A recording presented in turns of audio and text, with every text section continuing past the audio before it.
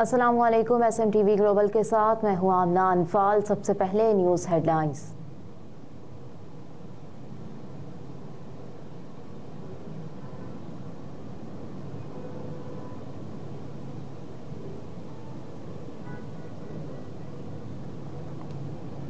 तौहीन election commission Imran Khan की jail trial रोकने की दरखास्तें समाअत के लिए मुकर्रर। जस्टिस आलिया नीलम की सरबराही में 3 रुकनी बेंच 29 जनवरी को समाअत करेगा।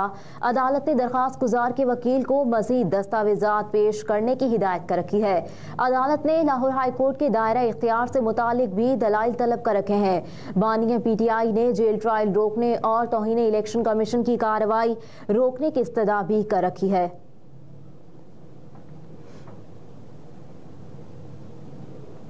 नून लीग आज रावलपिंडी और एबटाबाद में सियासी मैदान सजाएगी। सदर मुस्लिम लीग नून और साबिक वज़ीर आज़म शहबाज शरीफ जलसे से खिताब करेंगे। जलसे के लिए 2000 अहलकार व अफसरान ड्यूटी सर अंजाम देंगे।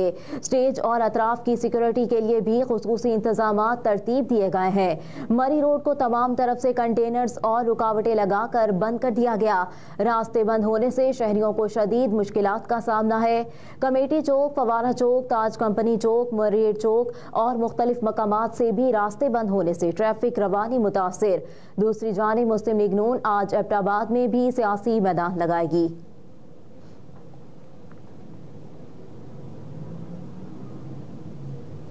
जनरल इलेक्शन सिंध भर में पोलिंग स्टेशन कायम करने की मंजूरी। इलेक्शन कमीशन के एलामिये के मुताबिक सिंध भर में 19,006 पोलिंग स्टेशन कायम करने की मंजूरी दी गई, जिसमें मर्द वोटर्स के लिए 4,443 और खवातीन के लिए 4,313 पोलिंग स्टेशन बनाए जाएंगे। ECP ने 6,524 पोलिंग स्टेशन को इंतहाई हसास और 6,545 पोलिंग स्टेशन हसास करार दिए हैं, जबकि 5,937 पोलिंग स्टेशन नॉर्मल होंगे। इलेक्शन कमीशन की जानिब से जारी एलामिये में बताया गया कि मजमूई तौर पर 65,005 पोलिंग बूथ बनाए जाएंगे। मर्द वोटर्स के लिए 34,161 पोलिंग बूथ, जबकि खवातीन के लिए 30,844 पोलिंग बूथ बनाए जाएंगे। दूसरी जानिब इलेक्शन कमीशन की जानिब से सूबा सिंध के लिए बैलेट पेपर्स की प्रिंटिंग भी मुकम्मल कर ली गई है।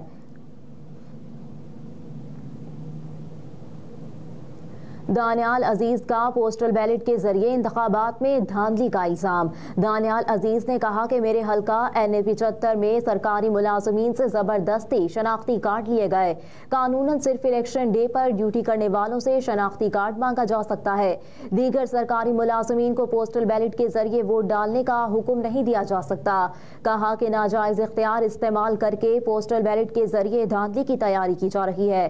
जिला नारोवाल में महकमा तालीम के असातिज़ा और मुलाजमीन की तादाद 20,000 है। 20,000 मुलाजमीन के पोस्टल बैलेट के जरिए बड़े पैमाने पर धांधली की जा रही है।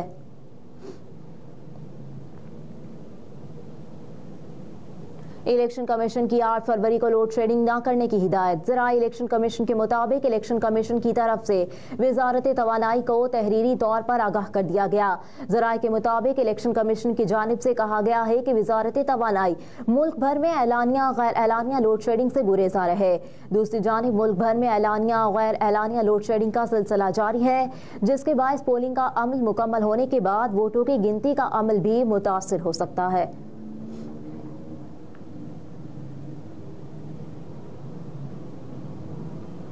माली फ्रॉड का केस फवाद चौधरी पर फर्द जुर्म 10 फरवरी को आयद की जाएगी। इस्लामाबाद की डिस्ट्रिक्ट एंड सेशन कोर्ट्स में साबिक वजीर फवाद चौधरी के खिलाफ माली फ्रॉड के केस की समाअत हुई, जिसमें अदालत ने साबिक वजीर पर फर्द जुर्म आयद करने के लिए 10 फरवरी की तारीख मुकर्रर कर दी। समाअत के लिए फवाद चौधरी के वकील कैसर इमाम और मिर्जा आसिम बेग अदालत में पेश हुए। सिविल जज मोहम्मद सुहेल ने कहा कि आज फर्द जुर्म की कार्रवाई शुरू कर देते हैं। इस पर वकील कैसर इमाम ने कहा कि मैंने अभी केस लिया है, फाइल देखने के लिए वक्त दरकार है।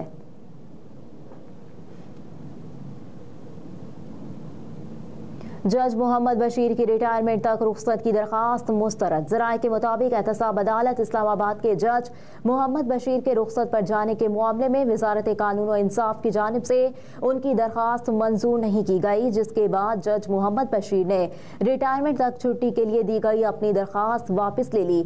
जज मोहम्मद बशीर ने तबीयत की नासाजी के बायस 24 जनवरी से 14 मार्च तक रुख्सत की दरखास्त दी थी। वजारत कानून ने रुख्सत की दरखास्त मंजूर नहीं की, जिसकी वजह से दरखास्त वापस ली गई।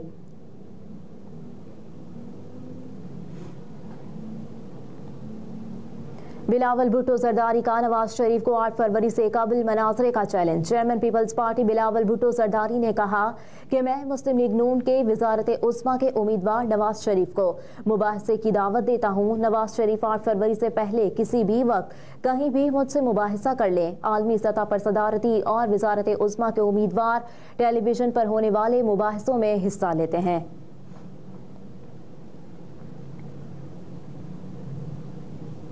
पाकिस्तान का गज़ा के बारे में आलमी अदालत के फैसले का खैर मकदम। मुकम्मल और मुअस्सर अमल दरामद का मुतालबा। तर्जुमान दफ्तर खारजा ने कहा कि आलमी अदालत इंसाफ ने करार दिया कि वो इसराइल के खिलाफ केस सुनने का इख्तियार रखती है। 7 अक्टूबर 2023 से इसराइली फ़लस्तीन अवाम के खिलाफ फौजी जारहियत और मुजरिमाना कार्रवाइयों में मसरूफ़ है। हम आलमी अदालत इंसाफ के फैसले को बरवक्त और फ़लस्तीनी अवाम के लिए इंसाफ के हुसूल के लिए अहम संग मील समझते हैं।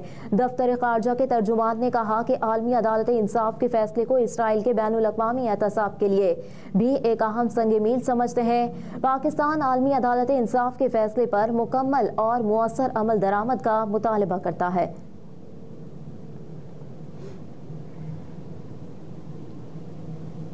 और डोनाल्ड ट्रंप को $83 मिलियन हर्जाना अदा करने का हुक्म। गैर मुल्की मीडिया रिपोर्ट्स के मुताबिक न्यूयॉर्क की ज्यूरी ने यह फैसला हद तक इज्जत के मुकदमे में सुनाया। डोनाल्ड ट्रंप को लिखारी को $83 मिलियन अदा करने होंगे, जिन्हें ट्रंप ने सरेआम झूठा कहा था और उनकी तौहीन की थी। जैन कैरोल ने इल्ज़ाम लगाया था कि डोनाल्ड ट्रंप की रिहाई में उन पर जिनसी हमला किया। 1990 था। ज्यूरी ने यह फैसला 3 घंटे से भी कम गौर गौज के बाद सुनाया। दूसरी जानिब साबिक सदर ने हत्या के इज्जत से मुतालिक ज्यूरी के फैसले को मज़ाक़ा खेज़ करार दिया। ट्रंप ने हत्या के इज्जत केस में जुर्माने के खिलाफ अपील करने का ऐलान किया है। हेडलाइंस आप जान चुके। न्यूज़ स्टूडियो से फिल वक्त इतना ही। आप देखते रहिए SMTV ग्लोबल।